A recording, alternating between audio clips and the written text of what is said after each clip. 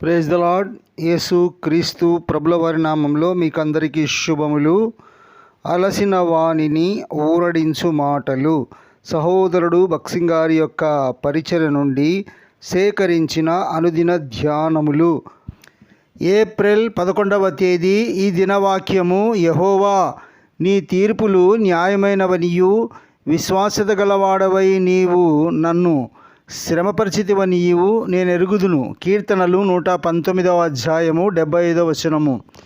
చేప కడుపులోనున్న అనుభవమే యోనా హృదయంలో నిజమైన పశ్చాత్తాపమును తీసుకొని వచ్చెను.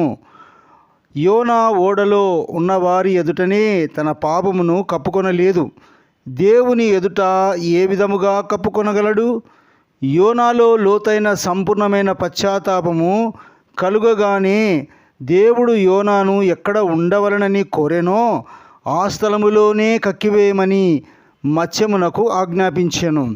అదే విధముగా మన జీవితములో కూడా నిజమైన పశ్చాత్తాపమును, ఒప్పుదలను తీసుకొని వచ్చుటకు దేవుడు తుఫానులను అనుమతించును.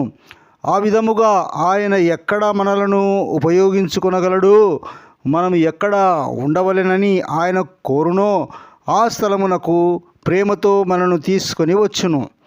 దేవుడు యోనాను ఆరిన నేల మీద కక్కివేయమని చేపకు ఆజ్ఞాపించుటలో దేవుడు తన సేవకులకు ఏ విధమైన ఏర్పాట్లు చేయగలడో ఇచ్చట చూచుచున్నాము.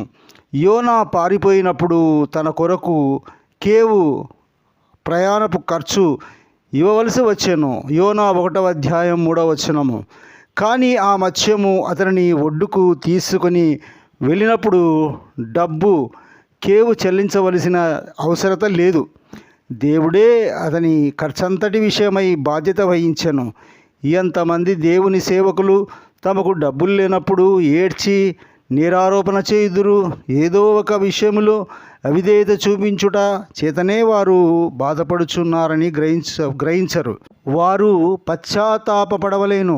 నిజమైన పశ్చాత్తాపము, హృదయపూర్వకమైన విధేయత ఉన్నయెడల మన అవసరతలన్నీ దేవుని చేత తీర్చబడును.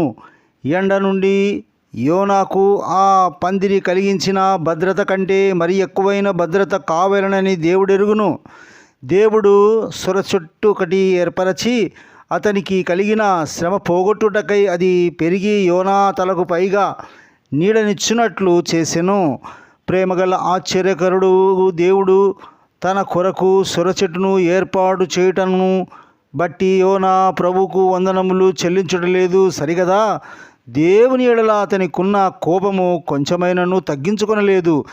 ఎంతో ఓరిమితో యోనాను గ్రహింపులోనికి తెచ్చుటకు దేవుడు శ్రద్ధ వహించెను. ఆయన ఒక పురుగును ఏర్పరచగా అది ఆ చెట్టును తొలిచినందున అది వాడిపోయెను. ఎండ కాయగా దేవుడు వేడిమిగల తూర్పు గాలికి రప్పించెను. యోనా తలకు ఎండ దెబ్బ తగులగా అతడు సొమసిలెను. సొరచెట్టు ద్వారా ఏర్పాటు చేయబడిన పాఠమును యోనా నేర్చుకొనలేదు సరిగదా? ఇంకా కోపగించి దేవుడు తప్పు చేయుచున్నాడు కానీ తాను సరిగానున్నానని అనుకొనుచున్నాడు. దేవుడు అతనిని మృదువుగా గద్దించెను. మన ప్రేమగల దేవునిలో గల అద్భుతమైన ఓర్పును మనం ఇక్కడ చూచుచున్నాము. 4వ అధ్యాయము 10వ వచనం 11వ వచనము. దేవుడెన్నడూ తప్పు చేయడు. యోనాకు చేసినట్లు మనలను తిరిగి తన యొద్దకు తెచ్చుటకు దేవుడు అనేక ఏర్పాట్లు చేయును. మన మీదను తుఫానులు రేపును గాని మత్స్యములో భద్రత ఏర్పాటు చేయును. మనంతటా మనమే సమస్యలను సృష్టించుకొని ఆయనకు వ్యతిరేకముగా తిరుగుబాటు చేసినను ఆయన మన ఎడల అద్భుతమైన దయా కనికరములను చూపును. మన తలను కాయుటకు ఆయన వెంటనే సొరచెట్టును ఏర్పాటు చేయును. మన పూర్తి ఆధారము ఆయనే అని చూపించుటకు వెంటనే దాన్ని తొలగించును. మనము దేవునికి విధేయత చూపినెడల మన అవసరతలన్నిటినీ తీర్చును, ఖర్చులన్నిటినీ భరించును. కానీ మనము దేవునికి అవిధేయత చూపినెడల మనం ఆయన సన్నిధిలో ఉండి ఆయనకు జతపని వారముగా ఉండుటను నేర్చుకొనున్నట్లు ఆయన సామాన్యమైన పద్ధతులను, అసాధారణమైన పద్ధతులను రెండింటినీ ఉపయోగించి మనము గ్రహించినట్లు చేయును. దేవుడి లేఖన భాగాలను ఆశీర్వదించునుగాక. Praise the lord.